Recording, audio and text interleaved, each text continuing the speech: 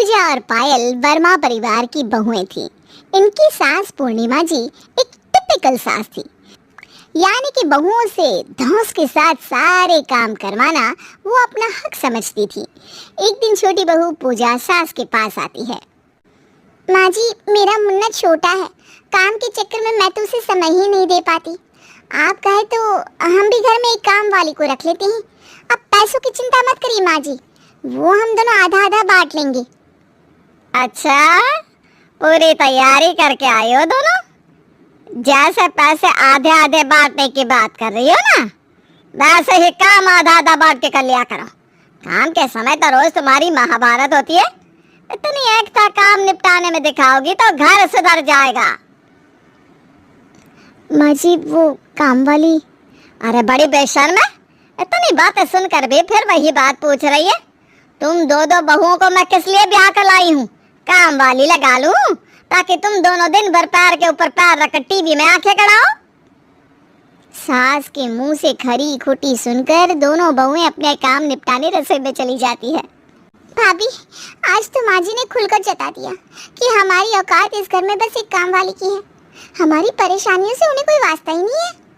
अब क्या कर सकते हैं पूजा, तुझे तो पता ही है कि माँ के बेटे भी माँ की हाँ में हाँ मिलाते हैं। हमारी तकलीफ समझने वाला कोई है ही नहीं है। दोनों देवरानी जेठानी उदास होकर अपना काम निपटा रही थी। जैसे ही उन्होंने खाना टेबल पर लगाया, सामने से सासू माँ के दूर के रिश्ते की बहन घर आ गई। बहू आओ, देखो मौसी जी आई है तुम्हारी।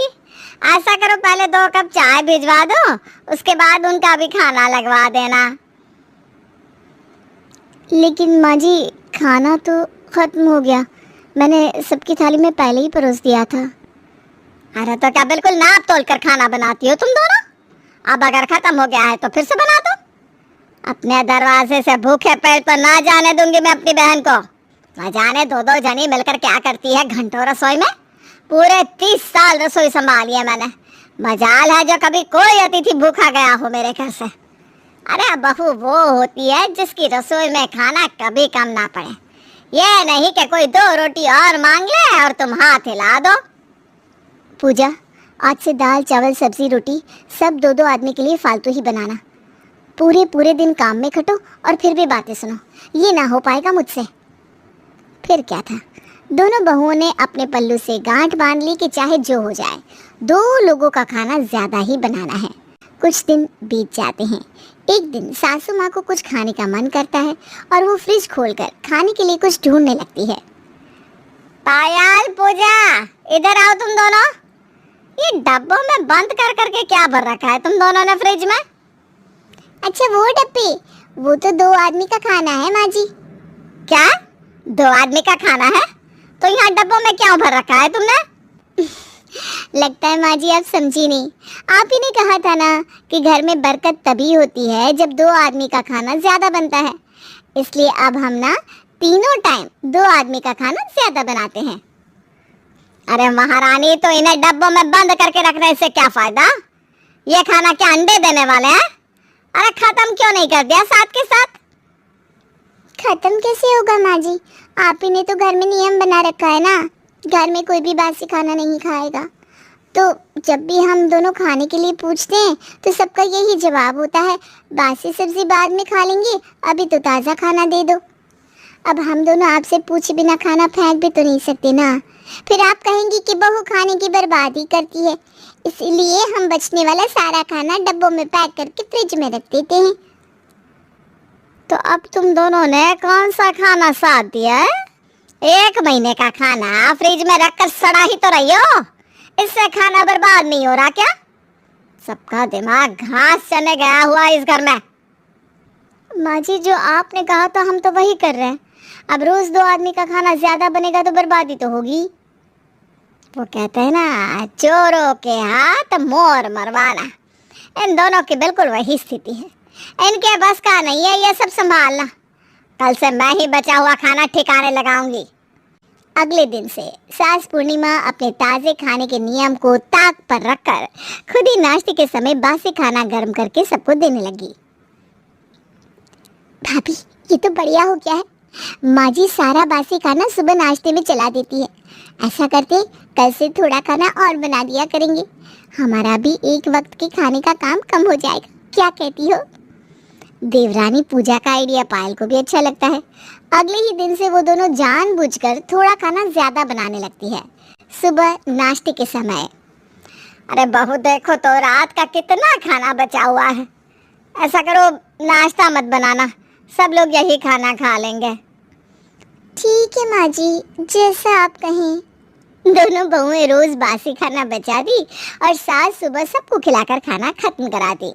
एक दिन पूर्णिमा का बड़ा बेटा माँ से कहता है, माँ ये क्या नया सिस्टम बना दिया है आप लोगों ने, रोज सुबह सुबह बासी खाना लाकर रख देते हो।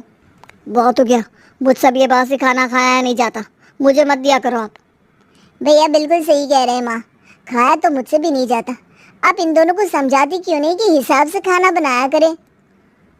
अच्छा मैं बात करती हूँ दोनों से। दोनों बेटों के ऑफिस जाने के बाद, पायल पूजा बेटा खाना कुछ ज़्यादा ही बचने लगा है, सोच समझ कर खाना बनाया करो, मैं तो तुम दोनों को समझा समझा कर थक गई हूँ। बर्बादी कहाँ हो रही है माँ जी, आप खिला तो देती हैं सबको। अरे मजबूरी में खिलाती हूँ, मुझे बासी खाना खिलाने का कोई शौक नहीं है। कान खोल कर सुन लो दोनों, आज से अगर ज्यादा खाना बचा तो तुम दोनों ही खाओगी। मेरे बेटे और पोते पोतियां तुम्हारी गलती का हर्जाना बिल्कुल नहीं भरेंगे।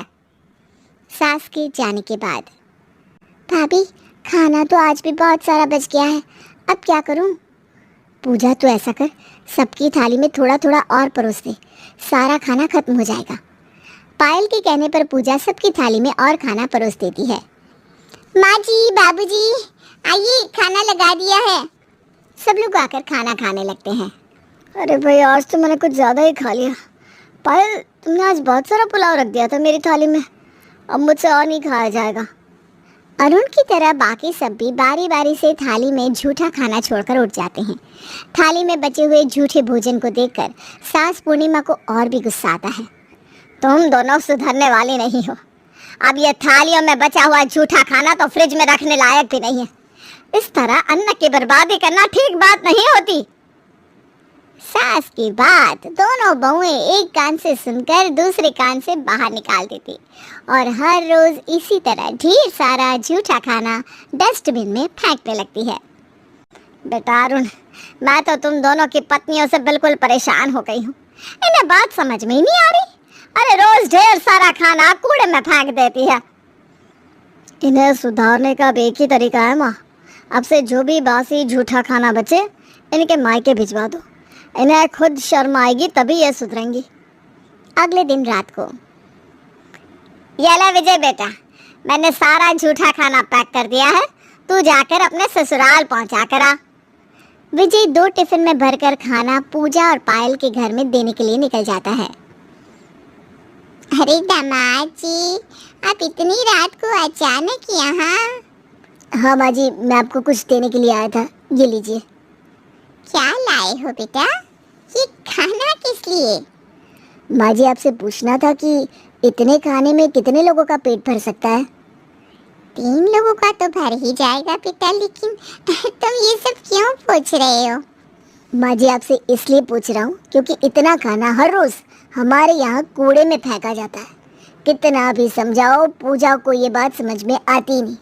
मैं ये झूठा खाना आपके पास छोड़कर जा रहा हूँ, आपके कुछ काम आ सके तो देख लीजिएगा। मैं कल फिर आऊँगा माँ जी, बासी खाना आपको देना, चलता हूँ। पूजा ये क्या हो रहा है तेरे ससुराल में? दामाद जी इतना बड़ा डब्बा भरकर झूठन देकर गए हैं, इसी तरह तुम अपना घर चला रही हो बेटा?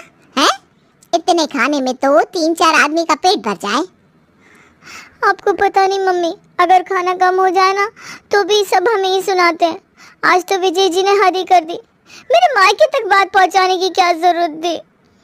बेटा एक समय में ना तेरे पापा की जॉब चली गई थी, उस समय 3 लोगों के खाने का इंतजाम करना कितना कठिन था वो हम ही समझ सकते हैं। जितना खाना तू फेंक देती है उतने में तो एक पूरे परिवार का पेट भरा जा सकता है। अन्न का कभी भी अपमान नहीं करना चाहिए बेटा, समय बड़ा बलवान होता है। खाना बनाने को कभी बोझ मत समझो, हमेशा ईश्वर का शुक्र मनाओ कि हमारे पास भोजन है, तभी तो हम अपने परिवार को पकाकर खिला पा रहे हैं।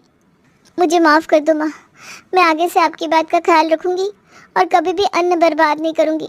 सबकी थाली में उतना ही परोसूंगी जितनी ज़रूरत हो। माँ की बात सुनकर पूजा को अपनी गलती समझ में आ जाती है और वो खुशी खुशी सबके लिए ताज़ा भोजन बनाने लगती है।